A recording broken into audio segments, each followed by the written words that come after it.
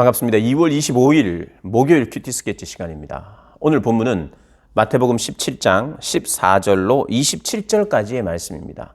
오늘 본문은 이렇게 시작합니다. 그들이 무리에게 이르매 한 사람이 예수께 와서 꿇어 엎드려 이르되 주여 내 아들을 불쌍히 여기소서. 그가 간질로 심히 고생하여 자주 불에도 넘어지며 물에도 넘어지는지라. 내가 주의 제자들에게 데리고 왔으나 능히 고치지 못하더이다. 오늘 본문은 귀신 들린 아이, 특별히 제자들이 고치지 못한 그 아이를 고쳐주시는 예수님에 대한 이야기가 나오고 성전세를 내시는 그 주님, 그것을 통해서 알려주시는 주님의 메시지가 담겨있는 본문입니다. 산에 예수님과 야고보, 베드로, 야고보, 요한이 4명이 올라가 있습니다. 그리고 산 밑에는 제자들이 있었어요. 근데 제자들에게 사람들이 찾아왔습니다. 병을 고쳐주십시오. 특별히 귀신 들린 한 아이, 한 아들. 이 아들이 불에도 넘어지고 물에도 넘어지고. 불에 넘어지고 물에 넘어진다는 게 뭐예요? 자꾸 죽을 뻔한다는 거죠. 영광스러운 그 변화산을 경험한 제자들, 산 위에서는 그것을 경험하고 있는데 이 땅에서는, 이 산 아래에서는 사탄이 지배하는 것 같고 사탄이 이 세상을 고통스럽게 하는 것 같아요. 신앙의 세계는 궁극적으로 바라보는 것은 영광이며 구원이며 기쁨인데 내 삶의 현실은 여전히 사탄이 지배하는 것 같아요. 그리고 지배합니다. 이 세상의 권세 잡은 자예요. 당분간 하나님이 허락하시는 동안. 그러나 결정적인 힘은 잃어버렸어요. 믿음으로 승리할 수 있도록 십자가에서 승리하셨어요. 그러나 여전히 오늘 이 땅을 살아가는, 그리고 이 시대를 살아가는 사람들의 삶의 형편은 천국을 막 빼앗고 있고 빼앗기는 것 같고 그들의 지배를 벗어나지 못할 것 같은 그러한 삶을 살고 있어요. 그래서 예수님께 와서 제자들에게 고쳐달라고 했는데 제자들이 못 고쳐줬습니다 하면서 예수님을 찾습니다. 그래서 예수님이 어떻게 대답합니까? 17절에 예수께서 대답하여 이르시되 믿음이 없고 패역한 세대요. 믿음이 없고 패역했기 때문이라고 이야기합니다. 이것은 제자들을 비롯한 모든 사람들에게 하시는 말씀이에요. 이 시대가 믿음이 없고 패역한 세대라고 말합니다. 내가 얼마나 너희와 함께 있으며 얼마나 너희에게 참으리요 그를 이리 데리고 오라. 내가 얼마나 함께 있어야 돼. 너희들이 주님에 대한 믿음을 가지겠느냐. 너희에게 믿음이 없다는 거예요. 그리고 믿음이 약하다는 거예요. 그리고 패역해 있다는 거예요. 주님을 신뢰하지 못하고 믿지 못하는 게 패역함입니다. 그리고 그 믿음이 작다는 거예요. 제자들도 못 고쳤어요. 믿음이 작다고 이야기합니다. 오늘 본문 20절에 왜 우리가 못 쫓아냈습니까? 너희들이 믿음이 작은 까닭이라. 믿음이 없고 믿음이 작은 그건 뭡니까? 첫 번째로는 이 산을 옮길 만한 믿음이 겨자씨만큼이라도 있으면 이 산을 옮길 수도 있다는 그게 믿음의 결여예요. 어떤 믿음요? 그분은 우리를 치료하시고 어떤 일도 하실 수 있는 분이시라는 것에 대한 믿음의 결여예요. 첫 번째로는. 두 번째로는 이 믿음의 내용의 문제입니다. 예수님이 어떤 예수님인지, 가난하고 소외된 자를 위하여, 죄인을 위하여 구원하러 오시러 병든 자를 구하기 위해서 오신 분이 낮고 천한 모습으로 오셨고 섬김의 자리에서 그분의 희생으로 긍휼히 여기고 불쌍히 여김으로 그리고 자기를 내어줌으로 그리고 반드시 십자가를 통해서 영광이 있고 십자가를 통해서 치유가 있고 십자가를 통해서 피 흘림을 통해서 용서가 있는 이 믿음에 대한 이 모습을 이 세대는 악해서 믿지 못하고 있어요. 제자들도 믿지 못하고 있고 알지 못하고 있죠. 그래서 주님이 믿음이 없는 이 세대라고 이야기합니다. 믿음이 문제라고 이야기합니다. 그렇습니다. 여러분, 우리에게 믿음이 있어야 돼요. 믿음이 문제입니다. 어떤 믿음이냐? 내 확신이 아니에요. 주님이 말씀하신 것을 붙드는 믿음이에요. 주님의 십자가의 사건. 그리고 그냥 영광이 있는 것이 아니다라고 말합니다. 그냥 영광, 바로 영광. 나의 희생과 나의 내어줌이 없는 영광, 성공. 이것은 복음적이지 않다고 말합니다. 내어줌과 내 모든 소유권을 다 하나님께 드림과 그리고 내 자신이 얼마나 주님 없이 연약하고 부족한 존재인지를 깨닫는 그런 자신을 보고 자기를 부정하고 부인하고 십자가를 지며 따라가는 그 삶이 바로 메시아의 사역이고 그것이 내가 그분을 따라가야 되는 제자의 삶이라는 것에 대한 믿음. 근데 이제 제자들이 결정적으로 가장 강하게 지금 나타나고 드러나고 십자가의 길과 가장 강력하게 부딪히는 것이 십자가 없는 영광이에요. 십자가 없는. 희생과 자기를 내어줌 없는 영광인 거예요. 그것이 바리새인들의 누룩이라는 겁니다. 이들의 믿음을 방해하는 것 중에 하나는 진짜 믿음의 내용과 진짜 믿음의 길을 제대로 예수님이 하신 말씀을 제대로 안 듣고 있어요.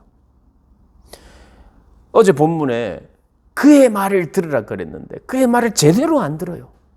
제대로. 왜냐하면 영광에 사로잡혀 있기 때문입니다. 성공에 사로잡혀 있기 때문에.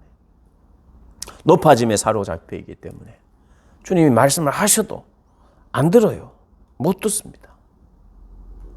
그래서 패역한 세대라고 이야기하고 믿음이 부족하다고 이야기합니다.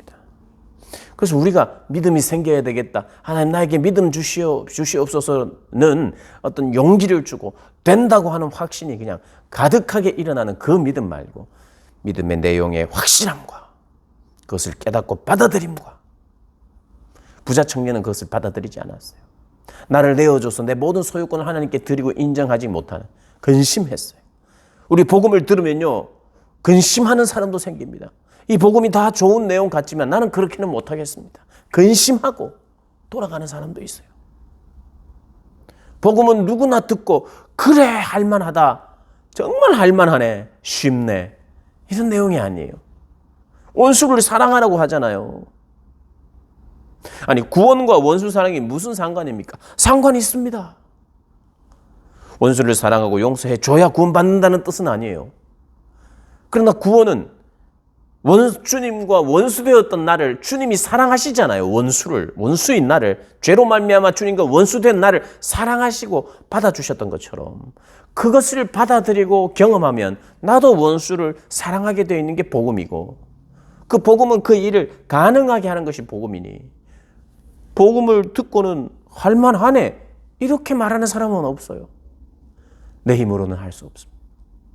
그러나 주님의 힘으로 가능하고 그리고 마땅히 그렇게 해야 됩니다. 라고 하는 게 복음이죠. 그래야 우리의 진정한 자유가 있죠. 내 것을 다 드려도 아깝지 않는 이런 것이 있어야 우리에게 자유가 있죠. 그 아까움은 얼마나 자유롭지 않습니까? 아까우면 주님 앞에서 이 땅을 자유롭게 못 삽니다. 아까울 것이 없고 용서 못할 사람이 없고 주님처럼 다른 이들을 사랑하고 내 목숨까지 내어주. 나는 어쨌든 내어주는 인생이다. 이것이 내 길이다. 믿는 자의 길이다. 나는 내어주러 왔어. 우리 예수님도 내어주러 왔다고. 나는 나를 내어주러 왔다. 너희도 내가 파송하노니 너희를 내어주어라. 사람들에게 막 능력을 보이고 사람들 나를 따르라. 내가 너희보다 높다. 너도 나처럼 예수 믿으면 이렇게 잘 돼. 이런 게 아니라 그들에게 나를 내어주러 온 그런 복음입니다. 그런 이들에게 이 세계를 이 성전세 세금을 받는 사람들이 제자들에게 옵니다. 왜 너의 선생은 반세계를 내지 않느냐? 성전세를 왜 내지 않느냐? 이렇게 이야기합니다. 그러니까 주님이 이야기하죠. 시몬아 네 생각이나 어떠하냐? 세상의 임금들이 누구에게 관세와 국세를 받느냐? 자기 아들에게냐 타인에게냐? 자기 아들한테는 안 받죠. 자기 아들은 면제가 됩니다. 임금의 아들이니까. 요즘 그래서는 안 돼요. 그 시대에 그렇다는 겁니다. 요즘은 비리죠. 근데 그때는 왕이 주권자예요. 그 주권자가 세금을 내느냐? 아니에요. 세금을 받죠, 오히려. 주권자의 아들은 세금을 오히려 받지요.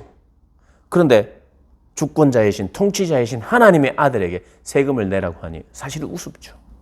그런데 주님께서 그래도 이들이 실족할까 봐 내겠다 하면서 바다에 가서 낚시를 낚시를 했는데 제일 먼저 올라오는 제일 먼저 잡힌 고기의 입을 열면 돈 한 세겔이 있을 것이다. 그걸로 하라 이래. 이런 물고기는 뭐냐 하면 이 마태복음에서 나타나는 그리고 특별히 이 시대의 물고기는요. 우리가 예수님이 물고기를 잡을 때 배 오른편에 그물을 던지려 할 때 물고기 많이 잡혔죠. 그거 물고기가 이 주관자에게 오셨잖아요. 아니 주권자에게 오는 겁니다. 그러니까 잡히죠. 잡히러 온 거예요. 고기가. 주님이 잡히도록 명령한 거죠. 그러니까 잡히는 거예요. 물고기. 오늘도 낚시를 하는데 그게 잡히는 겁니다. 그 안에 이 한 세겔이 어떻게 있었는지는 모르겠는데 그게 준비되어 있다가 부르니까 온 거예요. 통치자를 이야기하는 겁니다. 통치자. 이 물고기 이미지 안에 물고기를 다룬다. 그러면 그건 통치자인 거죠. 그런 의미가 있습니다.